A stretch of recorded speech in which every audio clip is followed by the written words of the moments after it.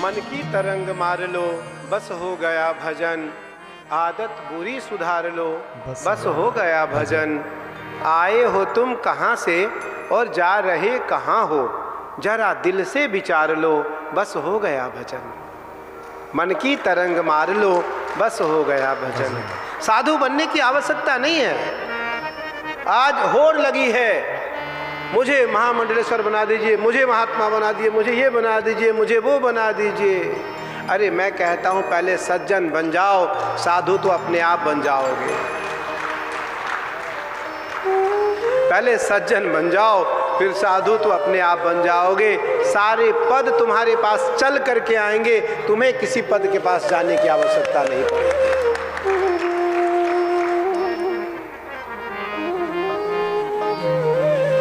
महाराज परीक्षित ने जो ही स्वर्ण मुकुट पहना, महाराज परीक्षित को शिकार करने की इच्छा प्रकट हुई। चल पड़े आहट के लिए, चल पड़े आहट के लिए। और जब जंगल में गए तो शिकार कोई नहीं मिला, लेकिन पानी प्यास लगी। महाराज को प्यास लगे देख करके कोई वहाँ था ही नहीं जो महाराज का प्यास मिटा सके। महाराज ने देखा एक महात्मा तप में है, आंखें बंद है और भगवान का स्मरण कर रहा है। वारम देही वारम देही वारम देही, मुझे जल दो, मुझे पानी दो, मुझे पानी दो। किसी ने नहीं सुना। राजा को लगा कि इस महात्मा सुन करके मेरी बात अनसुनी कर रहा है, जो कि वास्तविक में महात्मा तो निराकार परमात्मा या साकार परमात्मा के उस निर्विकल्प समाधि में था। उसे ज्ञान ही नहीं था पानी का, ज्ञान ही नहीं था वाणी का, उसे भान ही नहीं था आवाज का। महाराज ने देखा उसके सामने एक मरा हुआ सर्प पड़ा हुआ है। गुस्से में महाराज परीक्षित ने अपने बाण की नोक से, अपने तीर के नोक से उस सांप को उठाया और मरे हुए सांप को सम्यक ऋषि के गले में जाकर के डाल दिया। राजा जब अपने राज्य को वापस आया और जो ही मुकुट को उतार करके रखा, महाराज को भान हुआ। कहा गया है अन्न का प्रभाव, अगर कोई कुअन्न खाता है तो 24 घंटे तक रहता है। कुअन्न अगर अभक्ष खाता है, जो नहीं खाना चाहिए, अगर वो खाता है तो 24 दिन तक रहता है। और यदि उच्छिष्ट कुभक्ष खाता है तो 24 मास तक रहता है। इसलिए आप जब भी कुछ खाओ, ठाकुर को खिला करके उनका जूठा खाओ, पवित्र हो जाओगे। आज आपने देखा, देखते नहीं आप, ऐसे बुफे होता है और सब लोग सबका जूठा खा रहे हैं। नहीं खाते, नहीं, सबका सब जूठा खा रहा है। माता पिता गुरु सखा, माता पिता गुरु सखा, भाई बहन पत्नी, ये 9 लोगों का जूठन खाया जा सकता है। 9 लोगों का जूठन खाया जा सकता है या खिलाया जा सकता है। 10वां संसार में कोई नहीं है जिसका जूठा खाने का अधिकार है किसी को।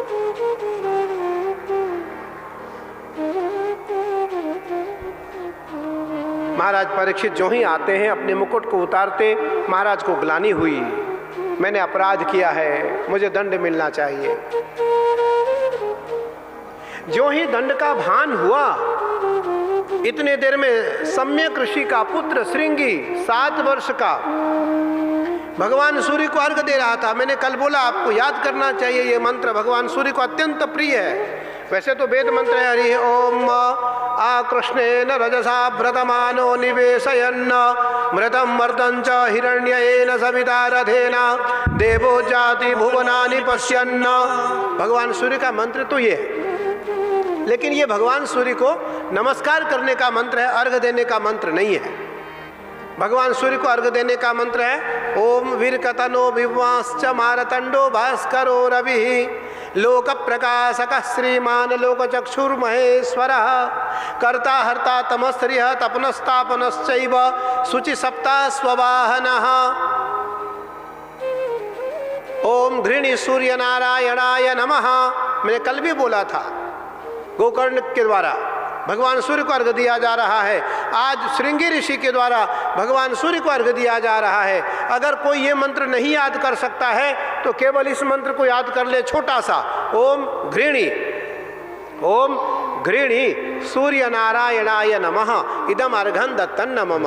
ओम घृणी सूर्य नारायणाय नमः इदम अर्घं दत्तन्न मम। ओम घृणी सूर्य नारायणाय नमः इदम अर्घं दत्तन्न मम। 3 बार, 5 बार या 7 बार भगवान सूर्य को अर्घ दें और भगवान सूर्य को इस मुद्रा से नमस्कार करें। भगवान सूर्य को ये मुद्रा नमस्कार का है। सभी भगवान के मुद्रा अलग अलग हैं और सब भगवान का मुद्रा भिन्न भिन्न है और सभी देवताओं को अपनी मुद्रा अत्यंत प्रिय है। बताया गया है ब्राह्मणान मधुरः प्रियोस्मि। भगवान कहते हैं ब्राह्मण को केवल मधुर मीठा प्रिय है। आजकल तो दक्षिणा भी प्रिय हो गया, लेकिन ब्राह्मणान मिष्टान्न प्रियोस्मि। भगवान कहते हैं ब्राह्मण को केवल मधुर प्रिय है। और शिवाः जलधारा प्रसन्नोस्मि, महादेवाः जलधारा प्रसन्नोस्मि। भगवान शिव को जलधारा अत्यंत प्रिय है। और भगवान भास्करः नमस्कारान् प्रसन्नोस्मि। कोई मंत्र नहीं आता हो आपको, कोई मंत्र कोई विधि न आती हो आपको, केवल सूर्य को हाथ जोड़ करके अंजलि दें और भगवान सूर्य को सूर्य के समीप लाकर अर्घ दें। अपने आँख से ऊपर अपने आज्ञा चक्र पर हाथ लाएं और ऐसे जल को रखें, अंजलि में भरें। अगर गंगा जी में खड़े हैं, अगर जमीन में खड़े हैं तो ऊंचे खड़े हो और जल नीचे हो, जिससे कि आपके पैरों में वो जल न पड़े। और इस मंत्र को बोले, ओम बिरकतनो विवाश्च मारतंडो भास्करो रवि लोक प्रकाशक श्रीमान लोक चक्षुर्महेश्वरः कर्ता हर्ता तमस्त्रियः तपनस्तापनश्चैव शुचि सप्ता स्ववाहनः। अगर ये आप याद नहीं कर सकते कोई बात नहीं है, केवल ओम घृणी सूर्य नारायणाय नमः इदम अर्घं दत्तन्न मम। ओम घृणी सूर्य नारायणाय नमः इदम अर्घं दत्तन्न मम। ओम घृणी सूर्य नारायणाय नमः इदम अर्घं दत्तन्न मम। आप देखो 12 महीने तक एक दिन भी नागा नहीं होना चाहिए।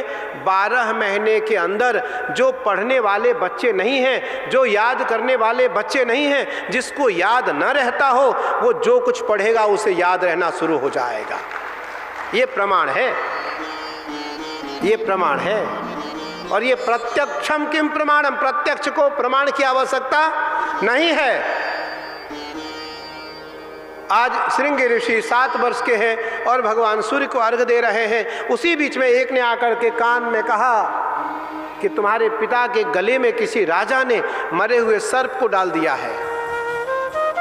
श्रृंगी ऋषि ने एक पल भी विचार नहीं किया और हाथ में जल लिया और कहा, तिथिर्वारो नक्षत्रम विष्णुरेव च योगश्च करणं चैव सर्वं विष्णुमयं जगत विष्णुर्विष्णुर्विष्णुः श्रीमद्भगवतो महापुरुषस्य विष्णुराज्ञा प्रवर्तमानस्य अद्य श्री ब्रह्मणो अन्यद्वितीय प्रार्धे श्री श्वेतवाराह कल्पैवैवस्वतमन्वन्तरे अष्टाविंशतितमे कलियुगे कलिप्रथम चरणे जम्बूद्वीपे भरतखण्डे आर्यावर्तेक देशे भारतवर्षे आर्यप्रदेशे भारतवर्षे अमुक तिथौ अमुक वासरे अमुक नक्षत्रे अमुक करणे अमुक योगे अमुक राशि स्थिते श्री सूर्ये अमुक राशि श्री चंद्रे देव गुरु शेषेषु ग्रहेषु यथा यथा राशि स्थाने स्थितेषु सत्सु एवं ग्रह गुण गण विशेषेण विशिष्टायां शुभ पुण्यद्वो अतल वितल सुतल तलातल रसातल महातल पाताल लोकानां भूर्लोक भुवर्लोक स्वर्लोक महर्लोक जनलोक तपलोक सत्यलोक अभ्य सप्तलोकानां अधो भागे चक्रवालशेल महाफल राजशेषस्य कृपा प्रसाद प्राप्त्यर्थं मम पितुः। मेरे पिता के गले में कोई राजा हो, आज के 7वें दिन तक्षक नाग जा करके उसे काटेगा, ये मेरा संकल्प है। अरे दे दिया श्राप। जब राजा के कानों में सम्यक ऋषि के 2 शिष्यों ने जाकर के कहा, महाराज जिस राजा के गले में, जिस महात्मा के गले में आपने मरे हुए सर्प को डाला, उसके पुत्र ने आपको श्राप दिया है, इसका कोई उपाय ढूंढो। राजा ने कहा अच्छा हुआ कि जासु निर्मल मति भय, कौन अगाध प्रमाण, जहि जन विषय विसत जी, करत नैव प्रमाण। मेरे पत्रिका में गोस्वामी जी लिखते हैं कि आज उस व्यक्ति को ग्लानि हुई, और ये कतिपय शास्त्र संबद्ध था, ग्लानि होना ईश्वर की कृपा थी। राजा को ग्लानि हुई, राजा राज्य त्याग करके राज ऋषि हो गए। राजा ने तत्क्षण अपने पुत्र जन्मेजय को राज्य दिया और वन की ओर चले गए, और सब महात्मा को लेकर के साथ, सब महात्माओं के साथ चले। मुझे कोई उपाय बताओ, 7 दिन में मुक्ति मिल जाए। सबने मना किया, महाराज मुझे तो 7 जन्म में भी मुक्ति न मिले, ऐसी उपाय है मेरे पास, और मैं इस उपाय को जानता ही नहीं कि मुझे 7 जन्म तक मुक्ति मिल सके, मैं कैसे उपाय ढूंढूं। महाराज सभी हजारों हजार महात्माओं को लेकर के गंगा तीरे पहुंचे। इधर सुखदेव जी का प्रादुर्भाव हो रहा है कि जन्माद्यस्य यतोऽन्वयादि तरतश्चार्थे स्वभिघ्न स्वराट, तेने ब्रह्म हृदय आदि कवये मुह्यन्ति यत्सूरयः, तेजो वारिमृदां यथा विनिमयो यत्र त्रिसर्गो मृषा, धाम्ना स्वेन सदा निरस्तकुहकं सत्यं परं धीमहि, जन्माद्यस्य यतोऽन्वयादितरतस्।